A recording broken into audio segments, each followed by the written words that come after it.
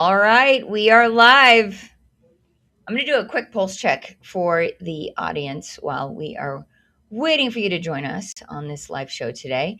And before we roll the intro, I want you to drop a 1 in the comments if you've ever had a guest complain about a clunky checkout process, or 2 if high processing fees are quietly eating away at your margins.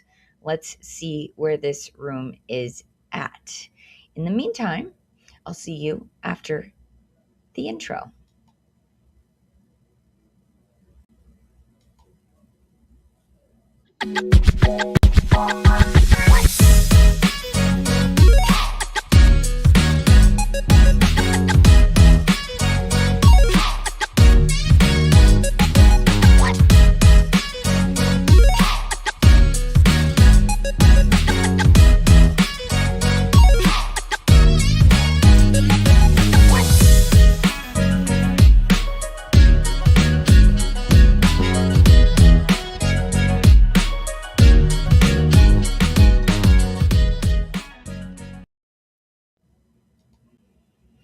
All right, we're back. This is Live with Sondra, and I'm your host, Sondra Shannon, CEO of Gatemaster Technology. And I'm coming to you live on a Monday morning. We're doing something a little bit different, but as some of you guys know, my travel schedule is changing up a bit, but I want to be here. And today I've got a really cool guest. But before we bring up today's guest, I want to first thank our sponsor, Gatemaster Technology. At Gatemaster, we focus on one of the most overlooked but most critical parts of the guest journey, and that is your payments. Because when payments fail, everything feels it. Your revenue, your reporting, your operations, and your guest experience. But when payments are designed correctly, they disappear and they become seamless in your business. They build trust and they protect your margins. And that's exactly what we're going to be unpacking today.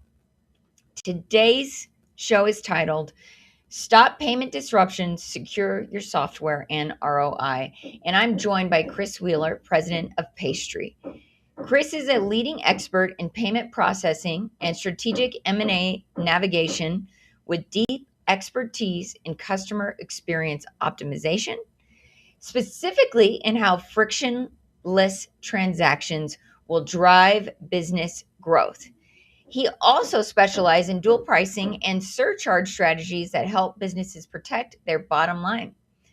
And outside of payments, when he's not doing that, he's surfing, snowboarding, boating, fishing, and spending time with his family, which is something I love to hear and respect. And Chris, welcome to the show. Greetings.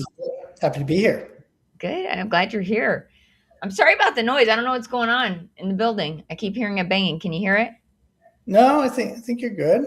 All right, that's good. Last time we saw each other in person, we were holding alligators together in Orlando, Florida. At one of the if you recall. I remember that. What do you think about those alligators? They're surprisingly warm. They're pretty cool. You can't say that I've ever held an alligator with anybody else, so it was a true honor. And thanks again for having me on the show. That's awesome. That's awesome. No, actually, holding those alligators was one of my favorite things I've ever done. And I think a lot of people don't know this. I have a bearded dragon. Oh wow, cool. Do you know what a bearded dragon is? Yeah. So she's I do, because I have an 11-year-old girl and a 7-year-old boy who would love to have one. However, right now we're debating on what the next pet is for the Wheeler family. So I mean, they're not easy to care for. And mine is like 10 years old, and she's very, they're cold animals. So I expected the alligator to be a little bit more like the bearded dragon, but I always laugh when I tell people the story about when we held those alligators, because they were surprisingly warm and cuddly. Like, you want to cuddle with them, right? Like, and then you see I've seen videos where people have you seen the emotional support alligator? No, I've not seen that Yes, on the internet. Okay, tell me about it though. Is it good? Worthwhile? Yeah, it's good. I mean, there's a guy who's got emotional support alligator, and I get it now. After holding, I can snuggle with one. I guess his loves him. He takes it everywhere. My mind gravitates to another video where a Florida man with an alligator and takes it into the convenience store. I don't know if you've ever seen that one, but that's a fine moment for a reptile as a sport animal, I suppose. Well, are they reptiles? I believe so. I don't know. We're gonna have to. If anybody in the audience is listening, I don't know if an alligator is a reptile. I'd love to know because they're warm, right? So You might be right. I don't know. I don't know, but I do believe that that guy who has an emotional support alligator is from Florida. So there we go. Yeah, well, of course. I'm going to check.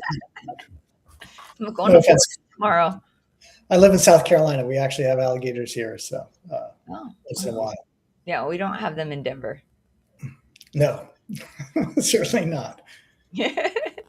Well, hey, Chris, I'm really excited to talk about payments and architecture of payments, Yeah, software and M&A and all the things that you are a master of. And what if you're okay, let's jump into some questions. let's go. All right. Well, so my first question is, and this is, I'm starting off strong with how can significant M&A activity within the payment industry lead to unexpected disruptions for a software platform stability? Now, I know you and I have had this conversation quite a lot. Yeah. But I'm gonna let you start. I mean, as you've experienced, you end up with fragmentation, right? Merged platforms, overlapping systems, sunsetting technologies, as I think you've experienced as well, shifting priorities, support teams get reorganized. I think most significantly, your relationships are potentially gone, right? Forced organic attrition of the people you're working with can manifest itself in slower onboarding, technology issues, lack of responsiveness when things break. I know that you've experienced that firsthand. And ultimately, the acquiring entity has to pay for the acquisition in returning shareholder value. So we often see broad price increases across the industry when this happens, and ultimately, this impacts your customers. Payments no longer is just infrastructure; it's directly tied to revenue and your customer experience, and it drives your retention. So if your payment landscape shifts, your customers suffer.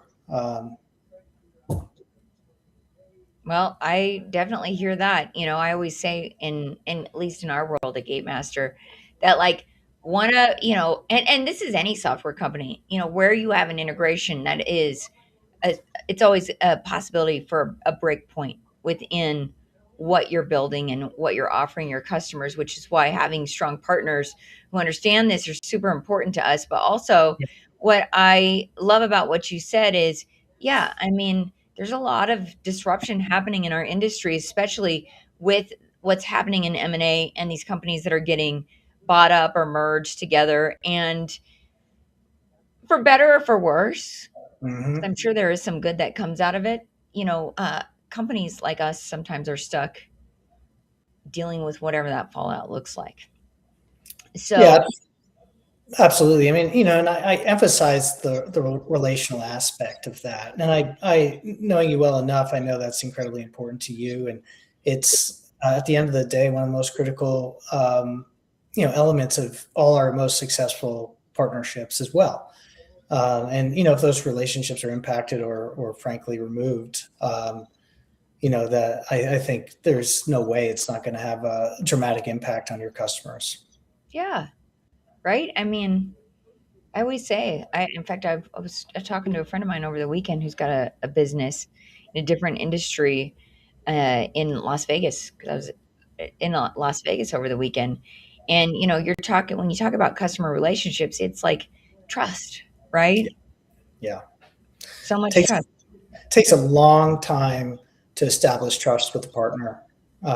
If there's not a pre-existing relationship already, and at the end of the day, that's what we're doing day in and day out. We're not selling payments; we're selling trust. Yeah, we're selling trust. And trust with your customers too. That I would even say it goes that far.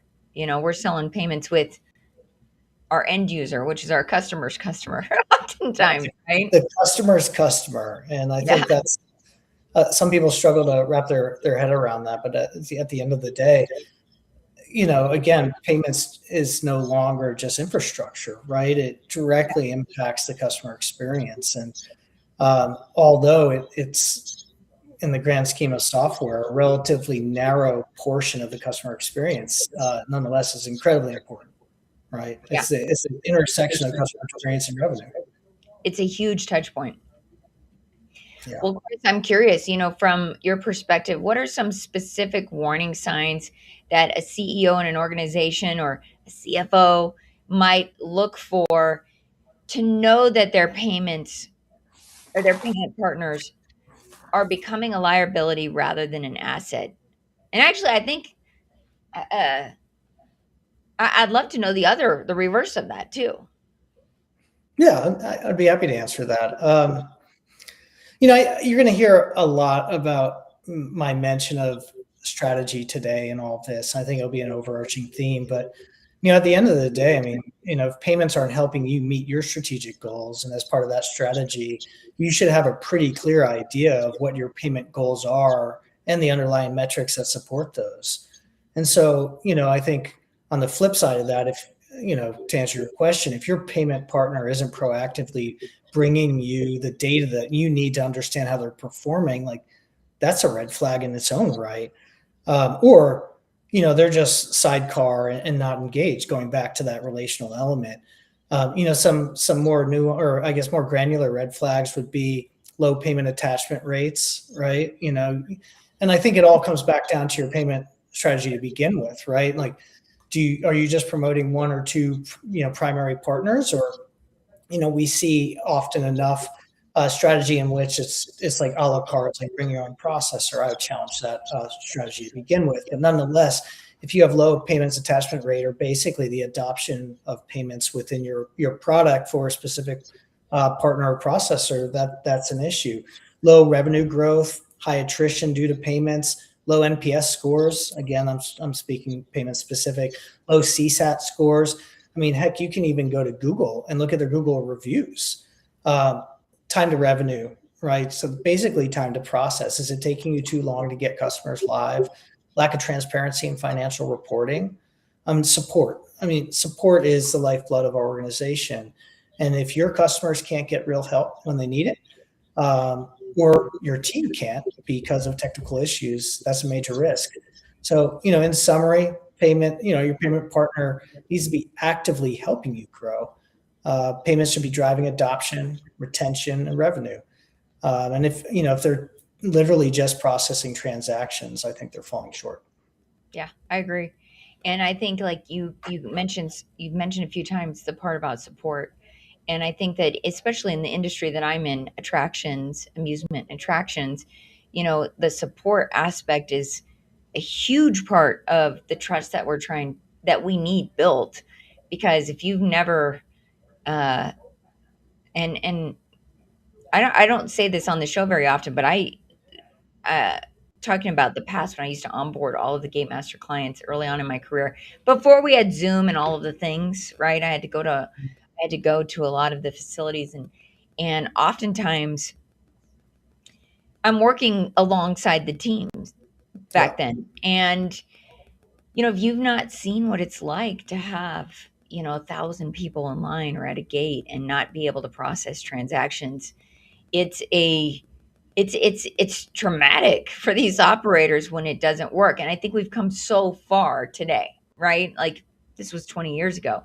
We've come so far today in the tools that we have, and some of the things that you've provided for us and our customers, and what that looks like for the industry. But I remember those days, you know because I don't know if you remember the old like handshake that we used to have to do with credit card companies and drop credit card in a file. I don't know Well, if you were there back then when it was like we had a shared file on a server, and we would legitimately drop the credit card number. They would pick it up from that file, drop it back in, and there were so many ways it could break back then. yeah, the days of dial up injections, or and beyond. The industry has come a long way, and admittedly, I'm not a payments lifer. I come from a tech background. 10 years at IBM, and was getting transferred back from Sydney, Australia, in like 2012, back to the United States, and just found myself um, not being as challenged at work. And so I started a software platform on the side, as a passionate boater, aimed to disrupt the marine industry. It's called Dock Hop, and it's basically like an Airbnb for boaters to find available marina space if you're pulling into a harbor. And in not knowing at all what I was doing, right? But like I think that's the fun part of being an entrepreneur is like learning on the fly, and as you have to do to be successful. I learned a lot about integrated payments at the time, and so that was my first endeavor, I guess, going back to 2013. And of course, we integrated to Stripe, and I'll talk a bit more about that in the life cycle of a software developer. But payments has come a long way, but at the same time, technical issues still can and do occur, right? Where Yeah.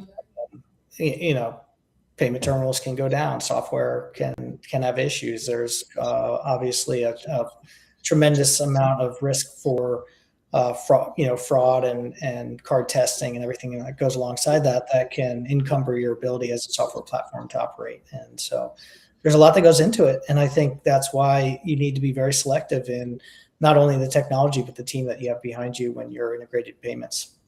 Yeah, I agree. Well, in your experience, what is the most common mistake that software companies make when integrating new payment gateways?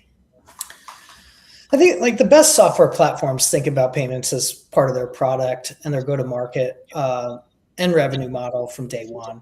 On the flip side of that, they treat it as a technical integration instead of a business strategy.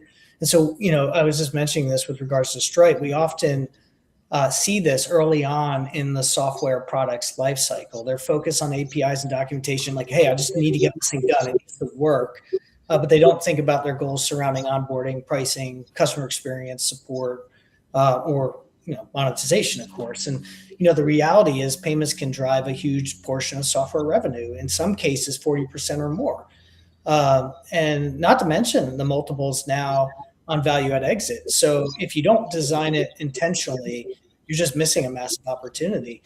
And I think payment strategy, like, for a software developer these days, falls into two buckets. Like you become your own payments company, right? You bring it in house, and you become a registered PayFac or your own ISO. And this is a huge expense and it's a huge endeavor. You build out a team with a technical and functional acumen to execute. You need to establish all the contracts and certifications required to perform that role. And frankly, it's a massive distraction from your core competency. And we have software partners today that went that route and ended up just coming back. And we can't do this anymore because we're not focused on our core competence of what we're really good at, right? And our company, Paystri, that's what we're really good at, right? And so on the flip side, you're relying on a third party, which needs to, I'm going to emphasize this, needs to stand in as a seamless extension of your product, right? Seamless extension of your product. And, if that's accomplished, you're promoting your brand and your customer experience. And so giving you a chief payments officer with, solid schedules, with regards to the cost to transact, embedding a team of experts within your product and providing you the strategic advisement to thrive in an otherwise like really complicated and opaque ecosystem that is payments. Yeah. No, I mean, I say all the time, there are things at Game Master we build ourselves because it is, we're really deeply connected into the guest experience and what that looks like. But then there are things that you're right. I'm not an expert on credit card transactions, although, on how credit cards are handled. Although I'd say I'm pretty close. I say that, but then I've been doing it for so long. I remember the old days and how it used to be done. I could tell you how much it's changed over the years and how these integrations have changed and all of the things that we've had to do to make things secure. In the old days, we didn't have to worry about the fraud that we have today. Yeah. Right? It wasn't something we had to deal with. But, just to your point, it should be seamless and it should be something that is building brand loyalty for the parks and the attractions, at least from where we are. I know you work with a lot of different verticals, But Mhm. for us, building that trust, and so it does have to be seamless into the experience. The other thing too is like seamless across all of the purchasing outlets, I think is important too. If you got Yeah. Square over here, or one type of credit card processor in one part of your park, and then in another, it's confusing for the guests. And that kind of makes me think about how you would define what a frictionless moment looks like in a payment transaction that actually builds loyalty. Yeah. And I just want to go back to touch on something that you mentioned earlier with regards to maybe a fragmented payment strategy with multiple different processors in different areas and within an attraction park, for example. And I think that goes back to my original payment strategy. Like, what is your strategy, right? Yeah. And really understanding your why there, and having a really solid reasoning for making those decisions. Because otherwise, if you have a very fragmented payment landscape, I don't know it's much of a strategy at all, at least from my Yeah, perspective. I agree. And so to answer your question about frictionless moment in the payment transaction, like, I'm going to use the happiest place on earth is that the Disney slogan with the magic band, right? I love going to Disney. I get to go with my family. If we're lucky, every year, every other year, we hop in the car and drive down there for 3 days, and get out of there before our children are, you know, stop failing to respond to their name due to stimulation overload. But you know, it, the Magic Band, I think, and maybe it's cliche for me to use this example. It's really like the moment in which, like, you know payments are truly frictionless, right? You're not even thinking about it. You trust it. It works. It's a natural extension of the experience. And if it's not something like a wearable, right, which is very unique, I think. Otherwise, it could be one-click checkout or just a really clean flow. That has a tokenized card that remembers who you are. That builds confidence, and confidence turns into repeat purchases. Like, Yeah. what's your thought? I would love to hear your perception of the Magic Band, and how that's revolutionized things for Disney. Well, yeah, I don't know if the world's ready for my thoughts on that, but Yeah. I'll jump in here. I'm going to Disney World tomorrow, by the way. Okay. No kids, just me and a friend. I'm heading out to IAPA's headquarters Wednesday, and my Yeah. girlfriend who works for Disney wrote me and said, "Hey, come with me." So it's hard to say no because I Right. think they've got like the Garden Festival or something I've never seen before. So I'm excited to go to Epcot. But kind of going back to your question on the Magic Band, I don't know if you know this about Gate Master, but we actually started doing transactions on bands in the Mhm. early 2000s, and it was through barcode because we don't, the way that we store stuff, there was we just had to access a code. Mhm. And I don't know if I should say this, but I'm gonna say this. We'll see who's really listening to this show. Yeah, let's go. My founder swears to this day that Disney came by our booth. Yeah, took it, huh? Okay. Granted, they've innovated on it. They've made it what it is today. It's absolutely amazing. I mean, and it's one of the hard parts of being here over 35 years. Patents expire. And Mhm. but you're setting trends. So, but yeah, we were doing payments on bands in water parks as early as 2001, and it was an amazing experience for them. One of the things that I think is interesting is what you said. It's convenient. It's easy. They didn't have to worry about it. We even went as far as to create limits, like spend limits for Mhm. kids. So if you had either a credit card or you had stored value on your band or whatever wearable or your season pass, I mean, for us, it could be any type of media that the park wants to use. But even having spend limits for kids, like they could only spend $10 in the candy shop, right? And those never really took off because it was a lot to manage. And we didn't have dashboards in the early 2000s that people could Yeah, access online. But I think today it certainly is ahead of its time. It's still something that we do. It's just now we do through our customer dashboards, and they can manage right. all of the payments. And then I think about my park tabs. Yep. Yeah, Park Tab was kind of a thought that I had one day. I think it was when we first introduced chips, and I'd spilt a whole cup of coffee in my purse and destroyed my chips. It was in the early days. My the chips on my card malfunctioned after that. And I thought, how is this going to work in a water park? Right. And I think it was you that helped us build that Park Tabs, right? Where we would do the pre-authorization. Yeah, we even did a case study on it, I Yeah, believe.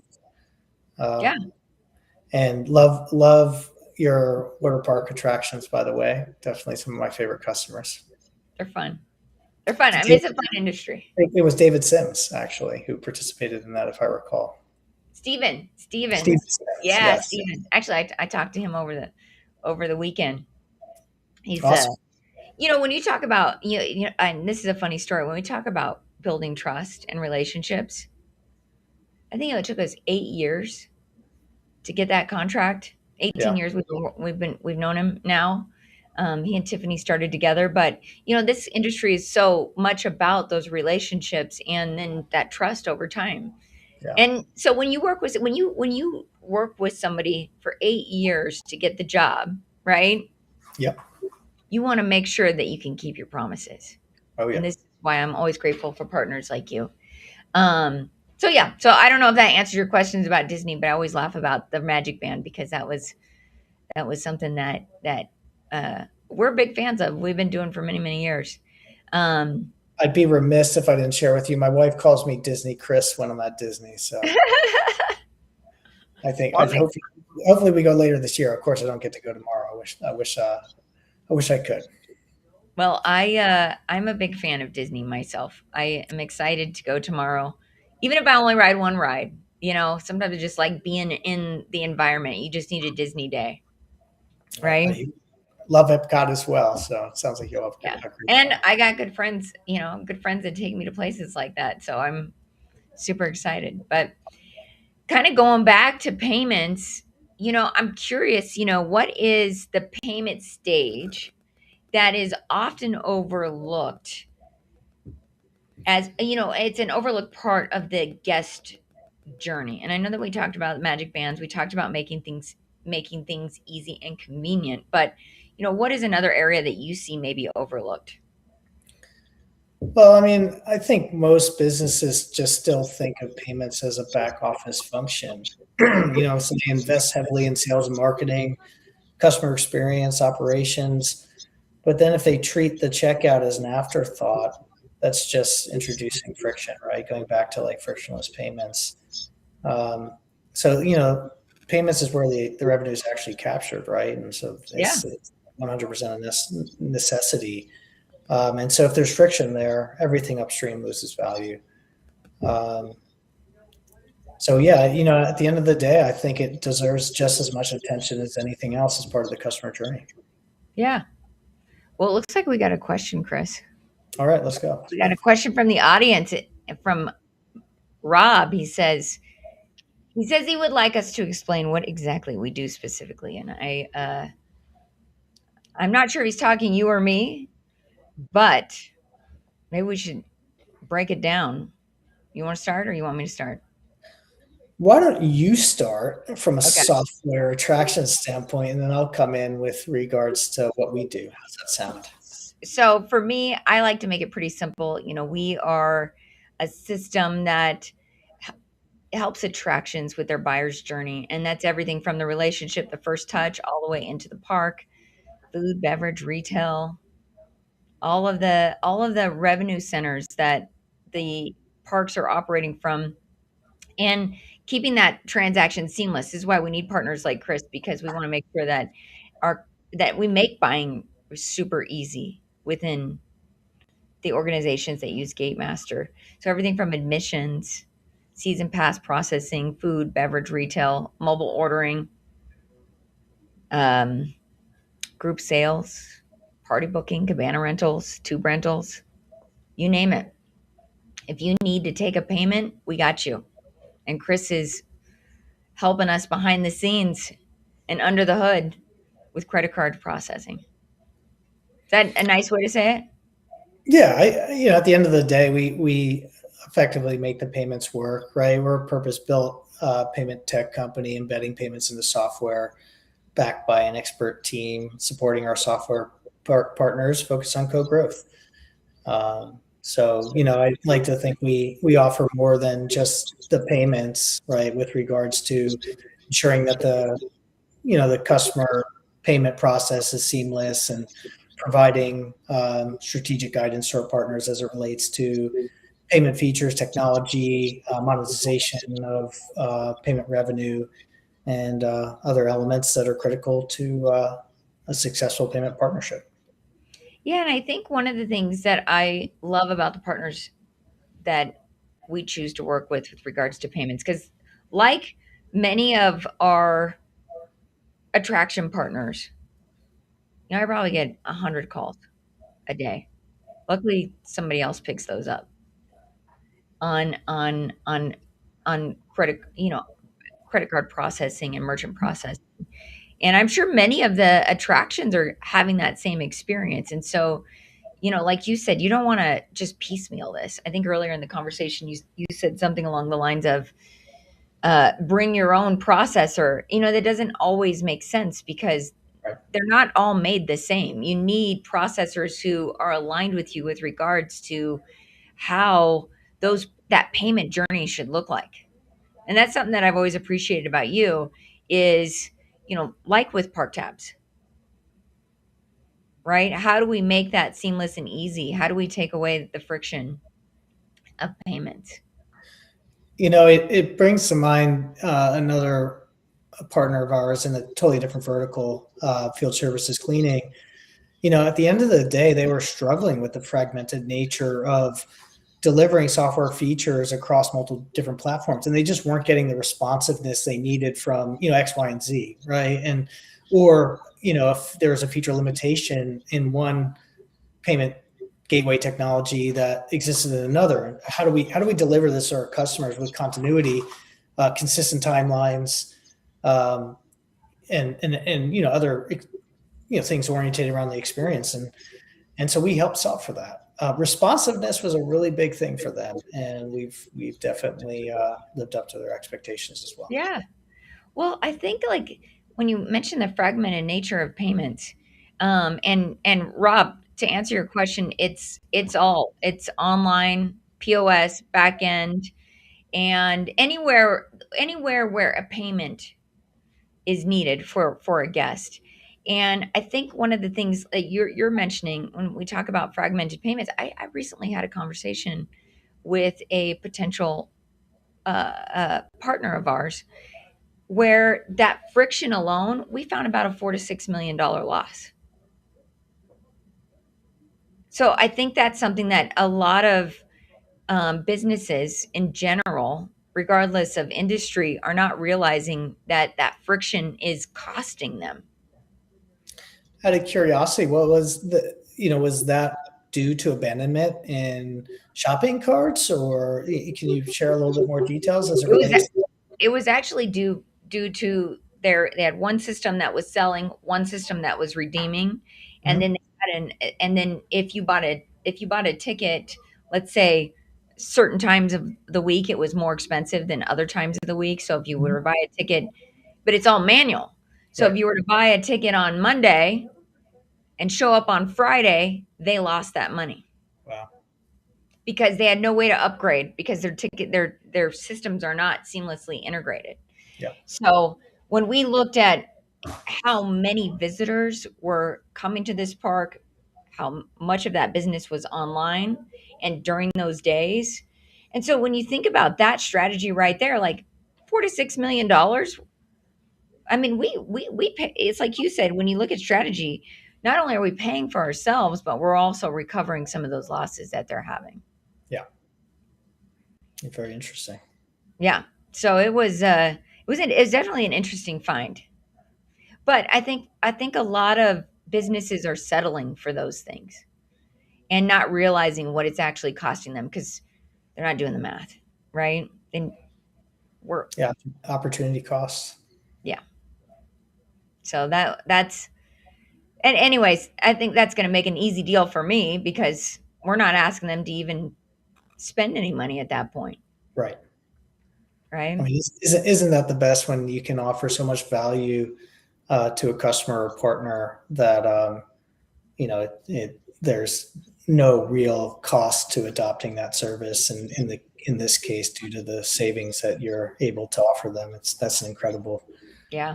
victory there. And I love when you score those wins. Yeah, me too. And you said this earlier, when you look at strategy for your payments, it is really about what is that measurable result that you can get. And I think that is what's missing so much, and why we appreciate partners like you who really look at that with us on Mhm. how we can strategize with attractions in looking at, what is that actual thing that we want to not only do. I mean, listen, at this point, every system should be able to sell a ticket, Sure. or they probably should be here, right? So Mhm. that's the number one thing. But um, but not all ticket sales are made the same. And like I said, in this case, it was costing them $4 to $6 million.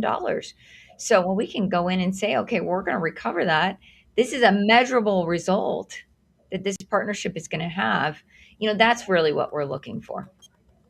And, to talk a little bit more about your software, and like payments are happening everywhere, right? You need these systems talking to each other, or you need one centralized system. And, payments can be out on, mobile devices for line busting purposes. They can obviously be online. They can be tethered to a countertop as you enter into the gate. Heck, they can even be triggered by an RFID chip in a wearable, right? As you walk in. So, payments are happening all around us these days. And again, getting back to the frictionless nature, it's when they happen without a customer even having to think about them. That's I would say the highest subjective as it relates to what we do. Yeah. I mean, I had to buy tickets. And I'm not going to say who it is because I'm talking to them too. But my kids are all in theater, and I had to buy tickets for an event. And I remember being so frustrated with that buying experience. And Yeah, if I can't figure it out, yeah. it's bad, right? Like, those carts are getting abandoned. People are giving up, and they're not going to make it to the end of that transaction. And that's really what keeps me here today. And I'm sure you too, trying to help these businesses thrive Yeah. through better payment. I mean, I love solving problems at the end of the day with payments and software. It's what, one of the things that makes me tick, and I feel it's one of my core competencies. So I have, and now that I've been working in payments for as many years as I have been, um, as a consumer, I demand the convenience of the technology that's out there, right? And I think we'll talk a little bit about Apple Pay or Google Pay or digital wallets here in a minute. But frankly, I've come to expect that as part of the checkout process. Yeah. Well, kind of moving on then to that because you brought it up, but I want to start with something like surcharges and dual pricing. You know, Yeah, how can attractions implement surcharging? Because I know that's a question I get asked often, yeah, or dual pricing without negatively impacting the guest's perceived value. yeah. I think at the end of the day, first of all, there's a choice in most cases, right, by a business owner to adopt the strategy or not, and it's a pretty personal decision. I think in some cases, right, because at the end of the day, business owners, for the most part, um, their business is an extension of themselves. So it's a deeply personal decision, I think. And in some verticals it works better than others. And for those that are watching that don't know what surcharge is, I know you've experienced it. It's where basically we're implementing the cost of the transaction in addition to the transaction itself. So at a gas station, when pay by cash is a bit cheaper, or otherwise you're paying a bit more to use a credit card. It really comes down to transparency and compliance, right? Like compliance is mandatory, and the card brands and rules and regulations surrounding it are fairly well established at this point, although they are changing. And there's some interesting things happening at the state level that you need to keep an eye on right now. But assuming that compliance, you can check those boxes, and your payment company should be assisting with that. If not, um, heavily involved in ensuring compliance or the technology platform you're using. Um, but apart from that, it comes down to transparency, ensuring that there's clear disclosure up front, and also giving them other options to pay. Right. So if you're surcharging online, for example, ACH is another great way to offer convenient payment at a cheaper price, right? So you're, as a business owner, you're offsetting your cost to transact in doing so. In-person transactions, card-present transactions, maybe obviously offering cash as another ability to tender the transaction. We've seen a very wide adoption of surcharging across a lot of our software partners. And according to a stat I found this morning, 34% of U.S. businesses have adopted surcharge or dual pricing. From a business owner perspective, think about it this way. If you're running a 20% profit margin business, and surcharge or dual pricing might push another 2 to 3% right to your bottom line, like that's a 10% improvement on margins, and it's not insignificant, right? Yeah. As far as the question, your original question around the guest perception of value, it shouldn't feel like a hidden fee, right? Yes. Back to transparency. If it's clearly communicated and framed as a standard pricing model, I think it becomes accepted. And when that's done right, it protects margins without damaging the experience. Well, and I think so many customers understand today, and they didn't. And when I started in payments, I think so many customers today understand that that is a cost to the business, right? And Yeah. so it is in how you present it too, right? We work Yeah. with some nonprofits where maybe that surcharge or um, that surcharge is presented as a way for them to have a more sustainable option when they're selling online. And so I think, like you said, it's a personal decision. It's deeply embedded into however these operations work. But there are options, which is what I think is the biggest part of this conversation is it doesn't have to be done the way you're doing it right now. If there are other ways, and there are people like you and I who can help them with that. Absolutely. And I saw Rob asked a question, what the biggest disaster in our career was, and that is a loaded question, but I can truthfully say, and I think it goes with this conversation, not thinking big enough, right? Like We're that going to is probably the biggest disaster as an entrepreneur, I've ever set myself up for. Yeah, we're going to talk a little bit about that with the book choice you had asked me about. 10x is easier than 2x. I think that's a great way to answer or address Rob's question. I'm excited to speak to that when we get there. Yeah, well, let's talk about it. If you could apply one lesson from 10x is easier than 2x to the payment industry, what would it be? Well, I mean, I think, let me just start at the conceptual level. A lot of people, right? Like when you're setting your strategy, going back to your point on big ideas or setting a big goal, it's like, let's double revenue, right? Like, let's get 2x results. And the problem there with that mindset is everybody just said, okay, well, I'm going to work twice as hard. I'll work 80 hours instead of 40, right? I'll be more focused, but you're still mired in doing too many of the wrong things currently that you're already doing, right? And you're just not aware of them, that aren't serving you or your organization, and otherwise is counterproductive. And so when you set an impossible goal, BHAG, 10x results, right? You need to stop doing the 80% of what you're doing today and radically change your approach under an impossible timeline. And then your floor is raised enough that there's very few pathways to actually get there.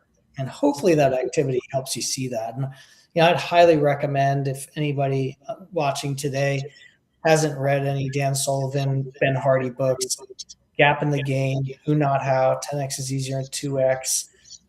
Ben Hardy just released another book called Science of Scale that he co-authored with another individual. they're all brilliant. They all kind of address, some different entrepreneurial challenges. But if I had to pick my favorite out of the four that I mentioned, 10x is easier than 2x. There's just some amazing insights in there, some profound insights that you can gain from the books. Yeah, because I think at the end of the day, and Rob, thank you for these questions because this actually, this show is so much more than just talking about payments. We want you guys to have like actionable things that you can take with you and things that maybe change mindsets and ideas and tell stories. But I love that idea of 10x is easier than 2x because first of all, it's going to take just as much energy Yeah. to go for 10x as 2x. So you might as well just go for the 10. And then two, I don't know about you, but I would much rather fall short on a 10x goal than a 2x goal because I'm Well, still then, way further ahead. right, you might be at 5x, and is that a failure? Absolutely not. Yeah, Right. right. Love Well, one of my mentors always tells this story, and I love it because he had gone in to get a job, and he said, and he was in car dealerships, and he said, if I could sell 5 cars today, would you give me the job? And the owner of this car dealership said, yeah, we haven't sold a car in 2 weeks. Come on in here. If you can sell 5, I'll give you the job. Well, he ended up selling 2. Guess what? He still got the job because it was 2 more than they were doing. right. Right. And that was still a win. And that's something that I think we as professionals, as business owners, entrepreneurs, um, and I wouldn't say like I've not ever had big failures with regards to the product that I have and the partnerships that I've had. I would say most of the biggest failures that I've had came from just not thinking big enough, right? Yeah. I think another common theme that I see in all these books, and there's another book that's commonly cited. It's called, The One Thing. If you've ever read that book, and I can't remember the author's name, but the theme of the one thing is, present in so many of these books, and it's singular focus, right? And I think it's really interesting when you're focused on the one thing that, in our case, it's integrated payments. Like we, at this point, since when we first established our relationship, Sondra, over the past 6 or 7 years, have evolved into, we're purpose built to do this, and this is what we're doing, right? And we've shed some other areas of the business that just weren't serving us in that capacity, and we built a team around that. And we had to go out and bring in the right people, right? Because we didn't have those people on our team necessary to execute at the levels that we wanted to be able to perform at. And it really comes down to what's our singular focus, and then of course having a really big aggressive goal to support that. Well, and then alignment. Yep. Right? Alignment. And on that note, I appreciate you for always being so aligned with us. I know we're up on time. I know we have so much more we can talk about. I Yeah. always tell people that if this happens, it means you got to come back.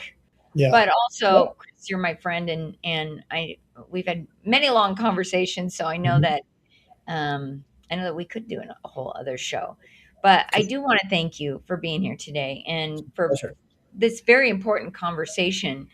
And I know that payments are one of the most critical, probably one of the most misunderstood parts of any business.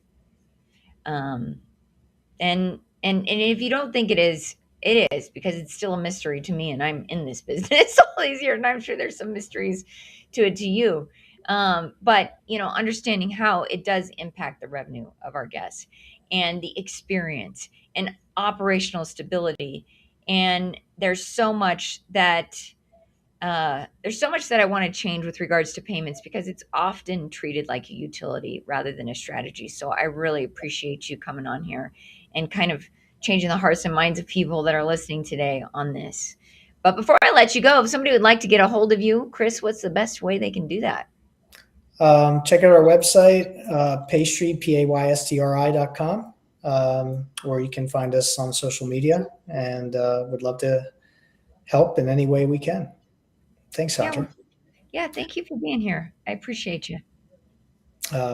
We appreciate you and Gatemaster, and hope we have an opportunity to see each other at a theme park near you soon. Yeah, heck yeah.